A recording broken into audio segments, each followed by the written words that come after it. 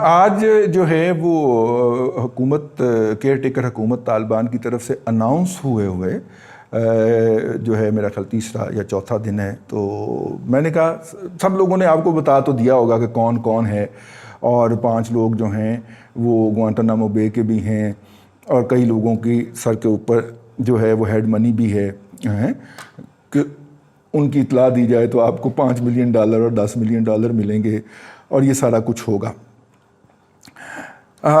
یہ جو ہے اس کے 2 پہلو ہیں, ایک سیاسی پہلو ہے اور ایک تاریخی بلکہ مذہبی یا دینی پہلو ہے. پہلے ہم سیاسی پہلو کے اوپر گفتگو کر لیتے ہیں. سیاسی پہلو یہ ہے کہ جب اشرف غنی صاحب نے 2010-11 کے اندر, اور اشرف غنی صاحب جو ہیں ملا عبدالغنی برادر کے بہت اچھے دوست ہیں, قریبی دوست ہیں, بلکہ میرے خیال قبیلہ شبیلہ بھی ایک ہی ہے, لیکن بہرحال دوستیاں ہیں ان کی آپس میں, تعلقات ہیں, رابطے ہیں.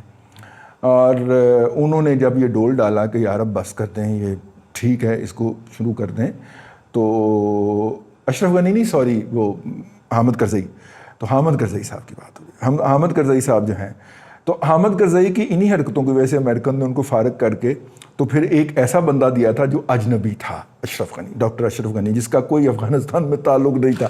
اس نے بڑی کوشش کر کے اپنا ایک گھر برآمد کیا اور کوئی دور پار کے رشتہ دار بھی برآمد کیے, لیکن جو افغان قبیلے کا جو ایک دستور ہے کہ آپ کا ایک قبیلہ ہوتا ہے جس کے اندر لوگ ہوتے ہیں جو آپ کے ساتھ کھڑے ہوتے ہیں اور آپ کے لیے مرنے مارنے کے لیے تیار ہوتے ہیں, وہ والا وہاں پہ ان کی کوئی بیس ایگزسٹ نہیں کرتی تھی. ظاہر ہے پڑھنے چلے گئے باہر اور وہاں پہ جا کے انلائٹنڈ ماڈریٹ ہو گئے تھے, اور انہوں نے پھر وہیں پہ شادی وادی کر لی تھی.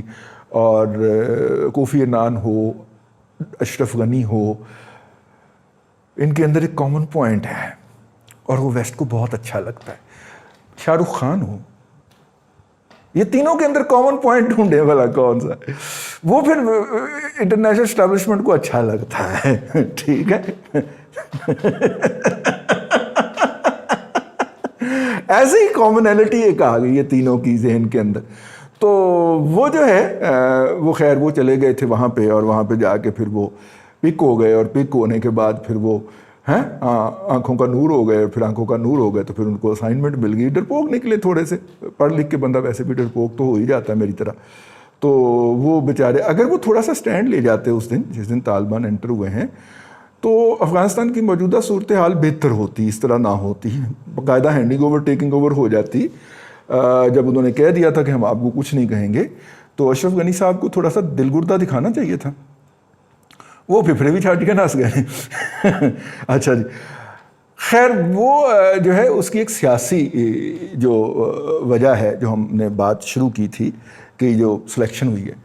دیکھیے جب حامد کرزئی صاحب نے مذاکرات کا ڈول ڈالنے کی کوشش کی تو انہوں نے امریکن کو کہا کہ یار یہ لوگ جو ہیں نا ان کو لا کے تو انگیج کیا جائے, اور یوں ہم دکھائیں کہ دیکھیں طالبان کے ساتھ بھی ہم مذاکرات میں ہیں, وہ ایک میجر گروپ ہیں, ان کو بھی ہم انکلوڈ کر لیتے ہیں اس گور کے اندر. تو بلایا گیا, جو تھا عبدالغنی برادر صاحب جو تھے ان کو پیغام گیا, اور مذاکرات ہونے تھے, رابطے ہونے تھے. انہیں کہا کہ جی پاکستان میں ابتدائی رابطے ہوں گے. ہاں ٹھیک ہے. تو جب کراچی پہنچے تو امریکنز نے ان کو گرفتار کروا دیا. امریکن نہیں چاہ رہے تھے کہ حامد کرزئی صاحب یہ جو ہے یہ پر پرزے نکالیں اور ان کا کچھ کریں. تو حامد کرزئی صاحب کو بہت غصہ آیا, وہ امریکنز کا تو کچھ کر نہیں سکتے تھے, انہوں نے پاکستان کو خوب گالیاں بکی, اور وہ پاکستان کے پھر وہ مطلب کہ بہت زیادہ ان کو شکوہ تھا اور شکوہ رہا. حامد کرزئی صاحب جو تھے وہ جو اب وہ گرفتار ہو گئے. کچھ لوگ کہتے ہیں, میں کل امریکن میڈیا سن رہا تھا تو امریکن میڈیا کہہ رہا تھا کہ آفیشلی تو یہی کہا جاتا ہے کہ وہ پاکستان کی ISI, انہوں نے کہا سر میں نہیں کہہ رہا, وہ امریکن ABC TV والے کہہ رہے تھے کہ وہ آفیشلی تو یہی کہا جاتا ہے کہ وہ پاکستان کے ISI کے کسٹڈی میں رہے, لیکن نہیں, ان کو گوانٹانامو بے لایا گیا تھا اور وہ یہاں پہ رہ کے گئے.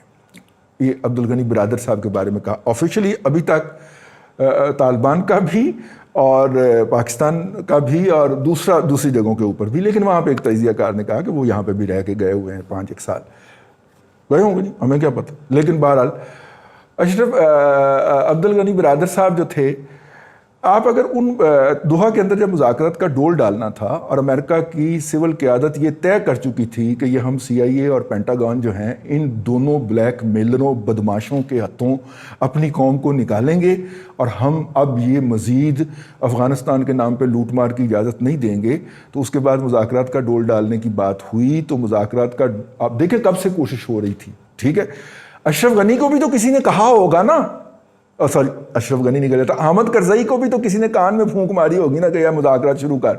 ماروکالیہ نے ماری ہوگی نا کہ مذاکرات شروع کر. ٹھیک ہے نا، تو سی آئی اے اور پینٹاگون نے اس کو ناکام بنا دیا ہوگا. سمجھا کریں نا، ان کی بھی تو آپس میں کنفرنٹیشن چل رہی تھی، جن کی دیہڑیاں لگی ہوئی تھی، جن جرنیلوں کی، وہ دیہڑیاں ٹوٹنے دیتے تھے.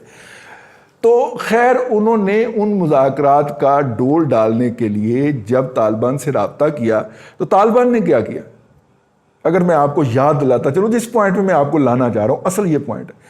طالبان نے وہ تمام نام دینے شروع کیے جو یا تو بلیک لسٹ میں تھے یا گوانٹانامو بے میں تھے یا پاکستان کی پاکستان کی سیکیورٹی اداروں کی کسٹڈی کے اندر ان لوگوں کو پکڑ کے رکھا گیا ہوا تھا. تو وہ لسٹ آتی تھی، 35 کی لسٹ آئی ہے، یہ 45 کی لسٹ آئی ہے، یہ 28 کی لسٹ آئی ہے. وہ لسٹ آتی تھی، وہ لوگ رہا ہو کے وہاں سے چل دیے جاتے تھے. نہ صرف رہا ہو کے دیے جاتے تھے، اور نوے کپڑے بھی لے کے دیں آؤ، نوے کپڑے تھے، 16 کی جتی بھی لے کے دیں سن نال آؤ، اور جہاز پہ بٹھا کے آتے تھے، سلوٹ مار کے آتے تھے اور وہ دوحہ چلے جاتے تھے. ٹھیک ہے، یہ جتنے بھی، اور طالبان کا یہ بات ذہن میں رکھ لیجئے کہ ان کا جو بندہ دشمن کی قید میں رہ آتا ہے اس کو پھر وہ بہت اہم اسائنمنٹ پہ نہیں لے کے آتے. یہ ان کا بیسک پوائنٹ ہے. ان کو وہ بہت اگرچہ جو ان کے وزیر اعظم بنے ہیں وہ ان کی رہبری شورا یعنی کہ جو پولیٹیکل ان کی ایگزیکٹو کمیٹی ہے، پولیٹیکل ایگزیکٹو کمیٹی، ان کی 2 ایگزیکٹو کمیٹی ہیں، یہ سمجھنا چاہیے. ایک پولیٹیکل ایگزیکٹو کمیٹی، ایک عسکری ایگزیکٹو کمیٹی، ایک سیاسی مجلس عاملہ یا سیاسی شورا اور ایک عسکری شورا. اور دونوں کی اپنی جگہ پہ اہمیت ہے، لیکن عسکری شورا میں سے اگر کوئی پکڑا جائے یا سپاٹ ہو جائے یا اس کی تصویر آ جائے تو اس کو وہ عسکری شورا سے نکال کے سیاسی شورا میں ڈال دیتے تھے اور پھر وہ سوشل ویلفیئر کے کام کر رہا ہوتا تھا. میں نے ایک ویلاگ کے اندر کہہ دیا تھا کہ ان کا پیرل سوشل ویلفیئر کا نظام موجود ہے. انڈین ہمارے بعض لسنر کو اتنی آگ لگی کہ ہم نے لاہور میں بیٹھ کے دھواں دیکھا، بھائی نئی دلی میں وہ اٹھتا ہوا. ٹھیک ہے، او بھائی جب ہم موجود تھے تو آئے ہیں نا، اتنی جلدی کو ٹیک اوور ہوتا ہے ملک. وہ ان کا پیرل سسٹم ایگزسٹ کرتا تھا بھیا، تو وہ اس پیرل سسٹم کے تحت اوپر کو آ گئے ہیں. اور حقیقت ہے، ایک آپ نہ مانیں، آپ کو اس جی ڈی بخشی صاحب کی امامت کے اندر آپ ہاتھ باندھ کے کھڑے رہیں، نماز ادا کرتے رہیں اور مکبر کے طور پہ میجر گورواریہ کو کھڑا کر لیں، آپ کو اچھی طرح گمراہ کریں گے دونوں اور آپ کو ڈیسپریٹ کریں گے، آپ کا بلڈ پریشر ہائی کریں گے. لیکن حقیقت یہ ہے کہ انہوں نے یہ طے کر لیا ہوا، یہ ان کی اسٹریٹجی تھی.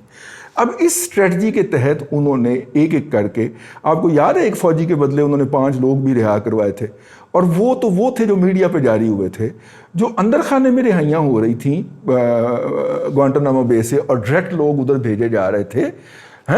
وہ اگر آپ کو یاد ہو تو وہ کافی زیادہ لوگ تھے، وہ دسیوں لوگ تھے، درجنوں لوگ تھے اگر آپ اس کو کہہ دیں، اور وہ انہوں نے رہا کروائے.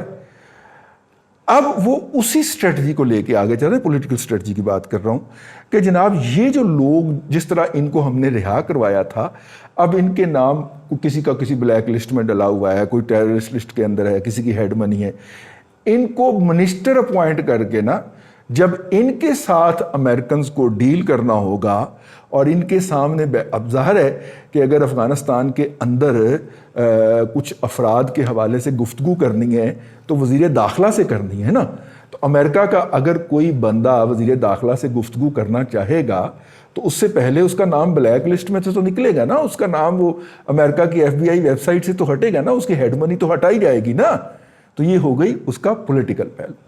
دوسرا ہے اس کا مذہبی پہلو، اور مذہبی پہلو میں طالبان جو ہے اس کو ریاست جو ہے وہ خلافت راشدہ سے جوڑتے. ان کا یہ خیال ہے کہ اگلے خلیفے کی نامینیشن سے پہلے پچھلے خلیفے کا انتقال ہو جانا، حضرت عثمان ذو النورین کی بات کر رہا ہوں، جن کو بعض جوہلا جو ہیں، جوہلا تو نہیں کہوں گا، جن کو بعض لوگ عثمان غنی بھی کہتے ہیں، لیکن اصل ان کا اعزاز جو ہے وہ ذوالنورین کا ہے، 2 نوروں والا، نبی نے 2 بیٹیاں دی تھیں ان کو۔ تو عثمان ذوالنورین کا جو واقعہ ہے کہ اگلی نامینیشن ہوئی نہیں تھی اور خلیفہ جو تھے رضی اللہ تعالیٰ عنہ ان کو قتل کر دیا گیا تھا، ٹھیک ہے۔ تو لہٰذا طالبان کی قیادت میں سے کوئی ایسا شخص جو ہے وہ منصہ شہود پہ نہیں آئے گا، وہ میڈیا پہ نہیں آئے گا، اس کی تصویر جاری نہیں ہوگی جس کا معین یا جس کا معاون یا جس کا نمبر 2 یا جس کا بیک اپ تیار نہیں ہو گیا ہوگا۔ آپ نے اگر غور کیا ہو تو ملا عمر مجاہد کے صاحبزادے ملا یعقوب مجاہد کی تصویر اس وقت تک جاری نہیں ہوئی جب تک کہ ایک ان کا ڈپٹی ڈیفنس منسٹر نامینیٹ ہو کے سامنے نہیں کر دیا گیا۔ وہ ہر اپنی قیادت کا پہلے سوچ بچار کر کے آپس میں مشورہ کر کے پوچھ پچھا کے آلٹرنیٹو رکھیں گے، اس کو ایلیویٹ کریں گے، اس کے اوپر اپنے لوگوں کا اتفاق رائے کروائیں گے، پھر اس کی قیادت کا اظہار کریں گے۔ اور یہ جو لوگوں کو اس وقت اچوی لڑ رہی ہے کہ جناب ہبت اللہ صاحب جو ہیں، اخوند صاحب جو ہیں وہ سامنے نہیں آ رہے، تو فلانا سامنے نہیں آ رہا، اور حقانی صاحب جو ہیں وہ سامنے نہیں آ رہے، یہ اس لیے سامنے نہیں آ رہے کہ ان کے فالو اپ، ان کے نمبر 2، ان کو تو کبھی بھی ڈرون مارا جا سکتا ہے نا۔ جب وہ سامنے آ گئے تو ڈرون امریکہ کے تو اسی فضا میں گھوم رہے ہیں نا، اور اسی پاکستان سے ہی اڑیں گے نا، ٹھیک ہے، کہا جا رہا ہے۔ تو ایسی صورت کے اندر وہ 2nd 3rd ٹیئر جب تک نامینیٹ نہیں کر لیتے اور اس پہ لوگوں کا اتفاق نہیں کروا لیتے اپنے لوگوں کا، اس وقت تک وہ ان کی تصاویر بھی نہیں جاری کریں گے اور انہیں پبلک پلیس پہ لے کے بھی نہیں آئیں گے۔ یہ ایک چیز ہے، آپ اس کے سے اتفاق نہ کریں، آپ اس کے اوپر تنقید کریں، لیکن حقیقت تو سمجھ لینا تنقید کرنے کے لیے کہ اصل میں حقیقت کیا ہے، اصل میں بیس کیا ہے ان کی، کہ ابھی تک ان کی بہت ساری قیادت جو ہے وہ میڈیا کے اوپر سامنے نہیں آئی اور مستقبل میں بھی نہیں آئے گی جب تک کہ ان کا alternative 2nd 3rd back up جو ہے وہ نہیں آ جاتا اور ان کے اپنے لوگوں کا اس پہ اتفاق نہیں ہو جاتا۔ لائٹ کے لیے معذرت خواہ ہوں، سورج غروب ہو رہا تھا تو میں نے کہا ویلک کھڑکا دیتے ہیں۔ آج کے لیے اتنا ہی، کل پھر آپ سے ملاقات ہوتی ہے۔ اللہ آپ کو آسانیاں عطا کرے اور آسانیاں خلق خدا میں تقسیم کرنے کی توفیق عطا کرے۔